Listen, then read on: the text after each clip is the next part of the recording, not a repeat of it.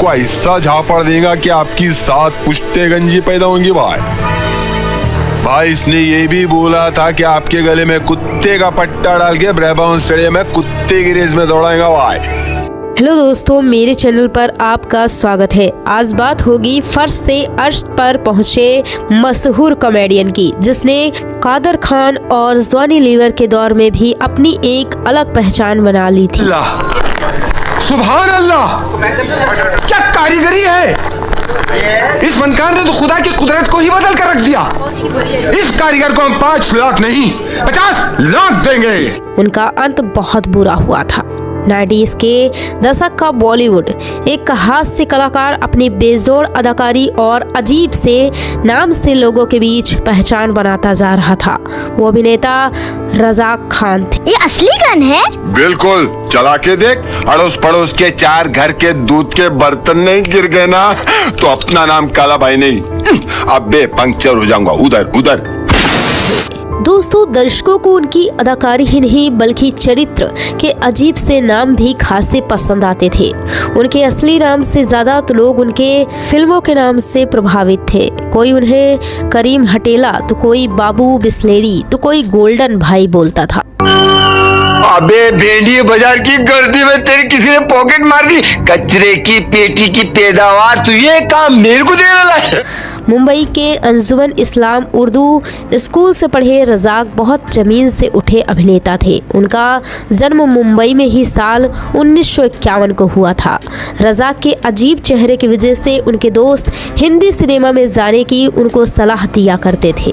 वैसे लोग भले ही ये मजाक में बोला करते हो, मगर रज़ाक ने सच में ही अपना सपना हिंदी सिनेमा में बना लिया था। उन्होंने कम उम्र में ही थिएटर ज्वाइन कर लिया था और अभिनेता की किस्मत साल 1986 में जाकर खुली, जब उस दौर में एक मशहूर नाटक आता था नुक्कड़। रज़ाक ने अपना ऑडिशन दिया और उनको चुन लिया गया। उल्लास भाई के नाम से उनका किरदार उस जमाने में बहुत हिट हुआ करता था, मगर रज़ाक का सपना बड़े पर्दे पर छाने का था। उनका यह ख्वाब भी पूरा हुआ साल 1993 में, जब रूप की रानी चोरों का राजा फिल्म आई और रज़ाक को केशव नाम के व्यक्ति का किरदार मिल गया। इसके बाद तो उन्होंने पीछे मुड़कर देखा ही नहीं। वह दौर कादर खान और जॉनी लीवर का हुआ करता था। ऐसे में उनके लिए काफी मुश्किल था, मगर कई फिल्मों में यादगार अभिनय के जरिए वो अपनी पहचान बनाने में कामयाब हो गए। अबे टक्कर मार के दीवार में इतना बड़ा खड्डा किया, फिर भी पूछता है फैयाज टक्कर। अभी जमीन में खड्डा करके तेरे को गाड़ूंगा ना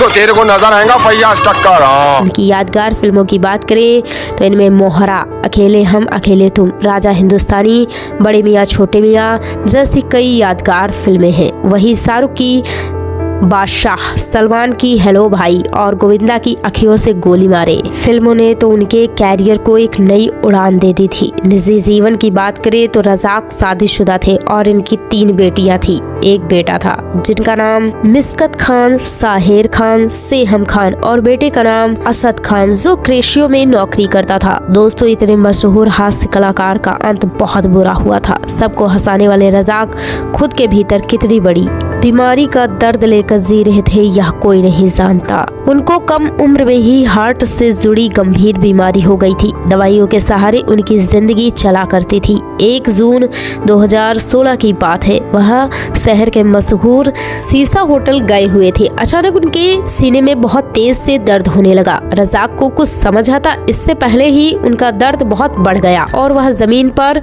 तड़पने लगे। उनकी हालत देखकर वहाँ हड़कंप मच गया। फौरन लोगों ने उनको उसी हालत में अस्पताल पहुंचाया।